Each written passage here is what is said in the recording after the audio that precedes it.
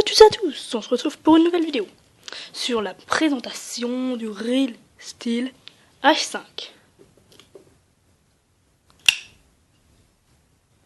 Donc, j'ai montré ce couteau dans la présentation de mon EDC Maxpédition. Et donc, j'ai décidé de vous faire la présentation de ce Real Steel. Alors, déjà, très bon couteau. Je vais vous montrer la boîte. Voilà. Donc c'est une belle boîte.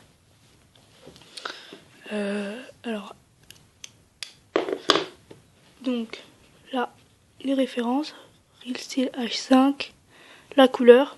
Moi, il est en vert. Il existe aussi en marron et noir. Et d'autres couleurs. Elles sont plus dures à trouver, mais je crois qu'il en existe. Voilà, c'est une belle boîte qui brille. Le Real Steel. Voilà, alors. Je vais ouvrir la boîte. Donc alors, le couteau, quand il est livré, il est ici dans une pochette plastique. Le petit fascicule au-dessus et il est refermé. Voilà. Donc très belle boîte et qui protège bien le couteau. Donc le couteau. Il a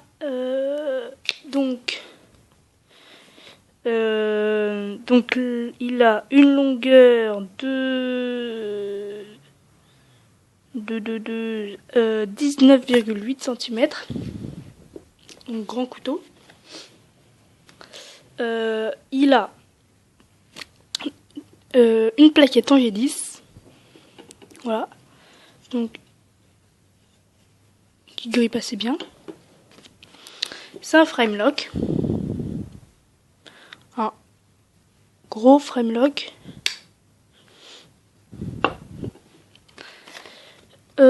Après l'acier,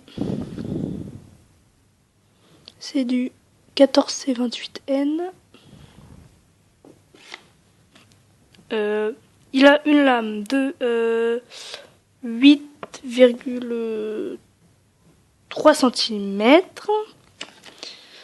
Voilà, donc grand couteau. Et une largeur de lame de 3,1 mm. Voilà. Donc, je vais vous comparer ce couteau au CRKT Drifter. Donc, vous voyez déjà que c'est un très très grand couteau. C'est pas du tout la même forme que sur le CRKT Drifter, par exemple. Donc, je vais commencer par vous en parler un peu de ce que je trouve un peu dommage et de ce que je trouve bien. Donc voilà. Donc déjà, c'est un grand couteau qu'on a très bien en main. Moi, j'ai des mains de taille petite. Donc on a une forme de lame avec un petit belly. Là. Et une petite courbure ici, donc ce qui va très bien pénétrer dans la matière et très bien couper. Ici on a un petit espace. Moi j'aurais bien aimé qu'il y ait un finger choil parce que ça fait un grand espace dans lequel on peut presque glisser son doigt, mais qu'on a des risques de se couper. Mais je trouve ça un peu dommage. Donc le pivot est fondu dans le manche et le reste non. Voilà. Donc ici il y a le stop pin. Après un petit passant pour la dragonne. Un clip ceinture. Un bon clip ceinture. On va pas avoir beaucoup de couteaux qui dépassent. Je vais vous montrer ça. Voilà. Donc, franchement, il est bien ce clip ceinture. Voilà, on a deux Sumstud qui sont un peu gros à mon goût, mais qui donnent un style au couteau. Le frame lock, il est dur à refermer. Donc, moi, j'y arrive pas tout le temps à une main parce que ça fait mal. C'est agressif comme Samsted. Donc, comme bon, c'est agressif comme frame lock. On a le flipper qui sert de garde.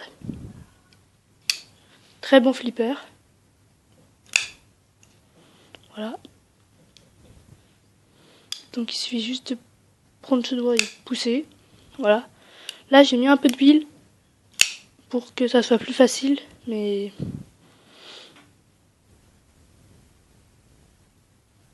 voilà, il est super. Voilà.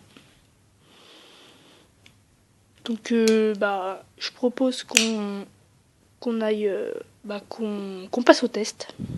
À tout de suite. Voilà. Alors je vais faire des tests sur, pour commencer, du papier. Désolé s'il y a du reflet. Mais donc le couteau en sortie de boîte, il coupe rasoir tout simplement. J'ai remarqué que les chips se forment rapidement sur ce couteau. Moi, il y a des chips qui se sont créés super rapidement, donc c'est un désavantage. Voilà. Mais sinon, le couteau, comme vous voyez, il accroche au papier. Il y a des chips.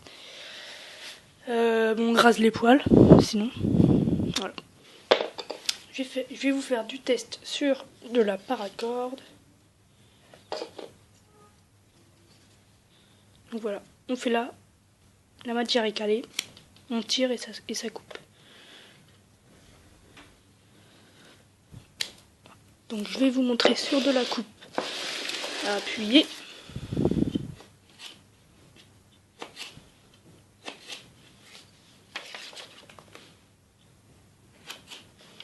Donc en utilisant le Jinping. Donc j'ai pas parlé du Jinping, mais il est bien, il est pas trop agressif et il fait bien son taf. Donc là on a une légère courbure. Si ça glisse, donc voilà. Mais sinon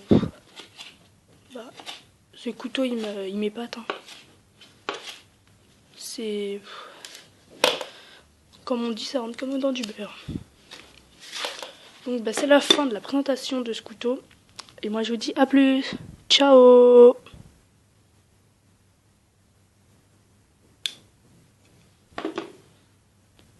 À plus tard.